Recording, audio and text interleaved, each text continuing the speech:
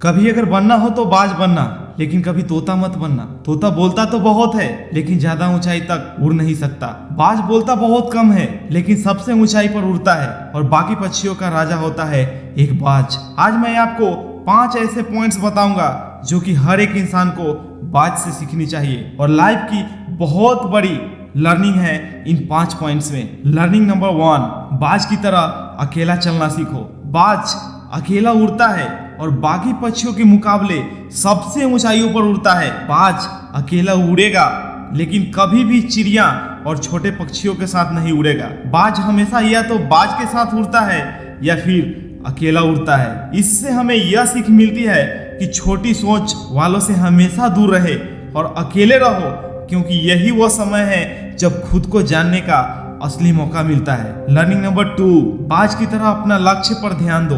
बाज का विजन बहुत ज्यादा क्लियर होता है और बहुत ज्यादा स्ट्रॉन्ग भी होता है। बाज अपने शिकार को 5 किलोमीटर दूर से ही देख लेता है और जब एक बार उसे अपना लक्ष्य दिख जाता है तो फिर उसके बाद रास्ते में चाहे कितनी भी मुश्किलें क्यों ना आए, वो अपने लक्ष्य को हासिल करके ही दम लेता है। इससे भी एक बहुत बड़ी सीख मिलती है मेरे दोस्त कि अपना विजन क्लियर रखो और उसे हासिल करने में फिर चाहे कितनी भी मुश्किलें क्यों ना आए, पीछे मत हटो उस बाज की तरह। लर्निंग नंबर 3, बाज कभी भी मरी हुई चीजों को नहीं खाता।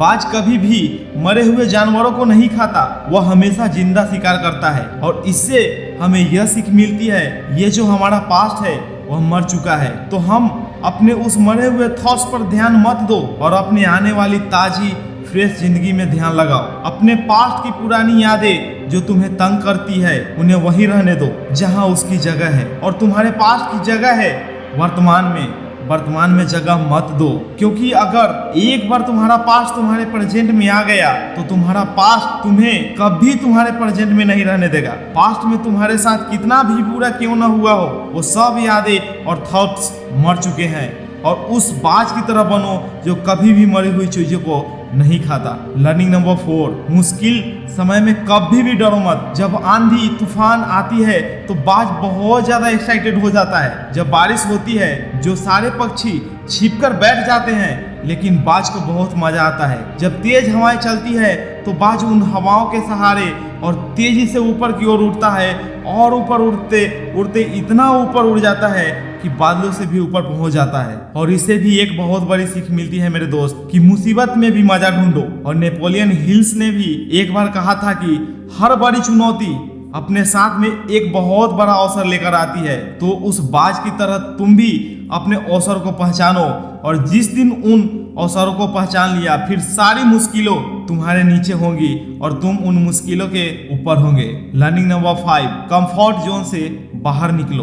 बाज अपने घोंसले से सॉफ्ट घास को हमेशा निकाल देता है ताकि बाज का जो बच्चा होता है वो उसमें कंफर्टेबल ना हो सकते, क्योंकि अगर वो घोंसले में कंफर्टेबल हो गया तो वहीं रहना पसंद करेगा, लेकिन बाज ऐसा कभी होने नहीं देता। बाज एक पक्षी है और उसे भी यह बात पता है कि कंफर्ट जोन में कोई ग्रोथ नहीं होता है, लेकिन हम तो इंसान हैं और इंसान होने के बावजूद कई सारे लोग इन बातों को समझते ही नहीं। अब जितना कंफर्ट जोन में रहोगे आपकी लाइफ आने वाली टाइम में उतना ही अनकंफर्टेबल हो जाएगी। तो मेरे दोस्त, मुझे पूरी उम्मीद है कि बाज द्वारा बताए गए इन 5 लेसन से आपको कुछ न कुछ सीखने को जरूर मिली होगी। कमेंट करके जरूर बताइए कि आपको कौन सी सीख सबसे अच्छी लगी। अगर यह वीडियो आपको पसंद आया हो तो अपने दोस्तों के साथ जरूर शेयर कीजिएगा।